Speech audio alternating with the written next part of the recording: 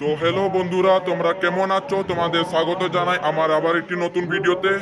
তো বন্ধুরা, আজকে আমরা এখন উপস্থিত আছি সোনাকানিয়া বিখ্যাত এই বুধবারহাটে, এবং আমরা এখন দেখতে চলছি সোনাকানিয়ার এই বিখ্যাত নদী সুবর্ণরেখা।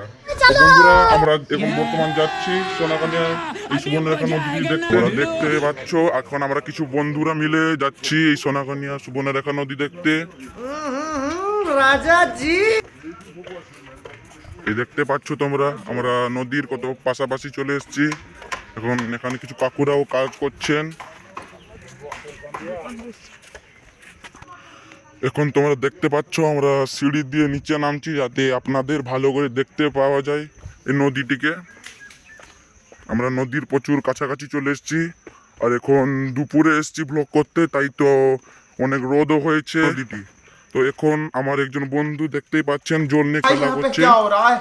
भाई यहाँ पे क्या हो रहा है? তোমরা দেখতে পাচ্ছ এই নদীটি আমাদের এখানে বিখ্যাত নদী। আর আপনারা এই নদীটির বিষয়ে থাকবেন যে এই নদীতে প্রচুর পরিমাণে নাকি সোনা পাওয়া যায়। जली ना तेरी भी जली ना। আর আপনারা জানেন যে এই নদীটি উৎপত্তি হয়েছে ঝাড়খণ্ডে। বর্তমানে আমরা এই নদীর পাশেই আছি। তো আপনাদের আমি নদীটি পুরোটা দেখাচ্ছি। তো আপনারা দেখতেই পাচ্ছেন নদীটির প্রচুর বিশাল আকার আছে। আপনারাও এই নদীর পাশে আসুন। যে দেখছো আমরা যে সাইডটা দাঁড়িয়ে আছি, এটা হচ্ছে আমাদের বেঙ্গল। আর সেখানে ওই যে দূরে দেখতে পাচ্ছ, সেটা হচ্ছে ওড়িশা। তো এই নদীটি ওড়িশা এবং বেঙ্গলকে দুটি ভাগে ভাগ করেছে। আর আপনারা শুনে থাকবেন এই যে সুবর্ণরেখা নদীটি, এই নদীটির জল নিয়েই কিন্তু চন্নেশ্বর যাওয়া হয় বাবা ভোলানাথের মাথায় জল ঢালতে। তো এখন আমরা আবার ফিরে চলে যাচ্ছি আমাদের ওই সোনাকানিয়ার বুধবার হাটের দিকে, কারণ এখন চলছে দুর্গাপুজোর টাইম। আজ হচ্ছে অষ্টমী। তো এই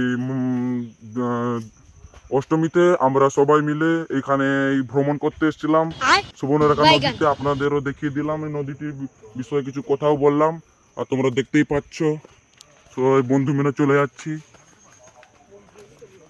আর তোমাদের ওই সোনাকানার প্যান্ডেল কিরকম হয় বা এখানকার কিছু জিনিসগুলো তোমাদের সামনে তুলে ধরবো। তোমরা সোনাকানার দুর্গাপুজো প্যান্ডেল দেখতেই পাচ্ছ। তো আপনাদের যদি ভিডিওটা ভালো লেগে থাকে, তো লাইক, কমেন্ট, শেয়ার এবং সাবস্ক্রাইব অবশ্যই করবেন। ধন্যবাদ।